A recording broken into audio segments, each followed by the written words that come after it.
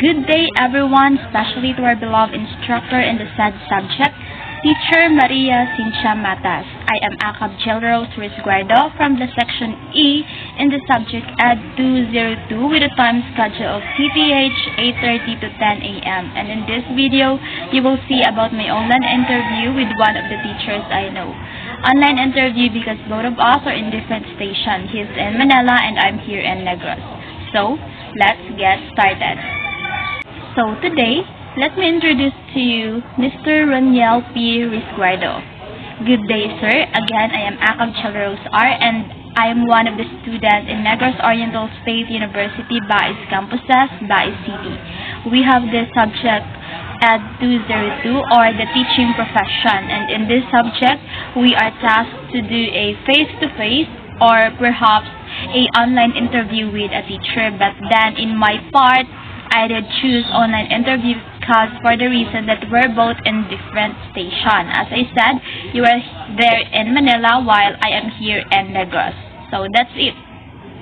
So first, can you tell us about your personal info, just like your name, your age, the number of years you teach, and where are you teaching?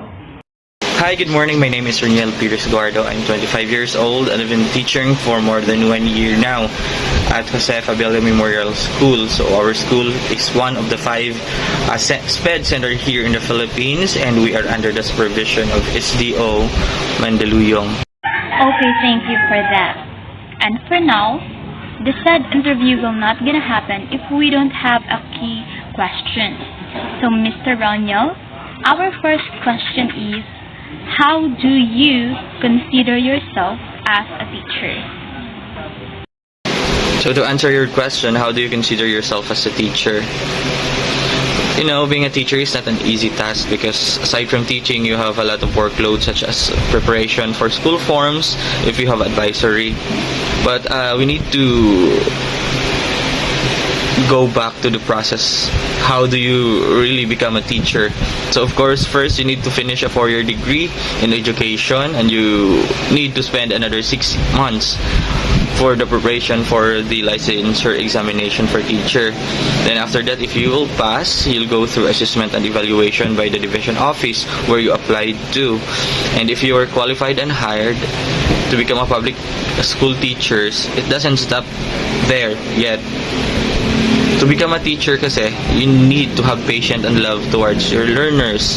And in order to become a good teacher, it is important to understand your learners. How to understand your learners? Of course, you need to assess them. Assess their skills and identify their educational needs. You need to understand that our learners are diverse. They're coming from different backgrounds, having different cultures, and also having different learning styles, and it's up to us teachers, how do we nurture that? Okay, so let's proceed to the second one. Which of the following have you given much consideration in your teaching, and why? A. Local setting, values, tradition, culture. B. Global research, international development, 21st century skills. And C. Local knowledge, values, culture, 21st century skills, and international development. So for the second question, which of the following have you given much consideration in your teaching? And with those given option, I chose consideration on the local knowledge, values, culture, 21st century skills, and international development. Because I believe that through these, I can create a well-rounded and a competitive learner. Local knowledge needs to be taught, so this specific knowledge won't perish and it can be transferred to the next generation. Values is also an important area of focus since it mirrors our morality and validate the learner's sense of right and wrong. That definitely will help them grow as a person and develop as a professional. Also, culture needs to be put in consideration in teaching, and awareness on multicultural education has been my guide in teaching. Understanding that culture is a reflection of community, which makes culture a vital element in the operation of the society, and it is an important factor in determining how community reacts, responds, and grows. Awareness of our own culture or the learner's own culture will give us idea on how to improve the learner's belongingness and self-identity. The third one is the 21st century skills. So, of course, as a teacher, our main task is to prepare learners to become successful professional in the future.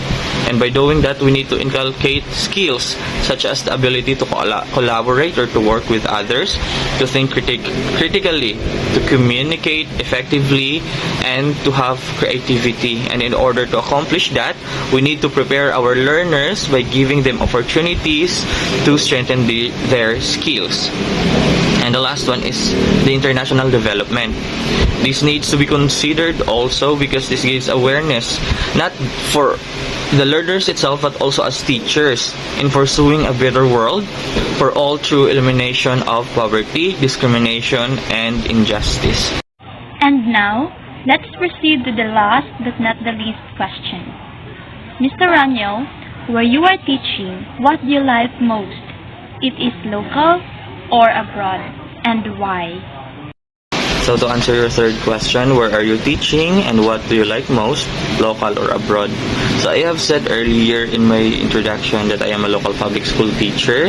I am teaching in one of the 5 SPED centers in the Philippines. Our school is Josefa Abella Memorial School. It is located at Barangay Addition Hills, Mandaluyong City, and under the supervision of SDO Mandaluyong.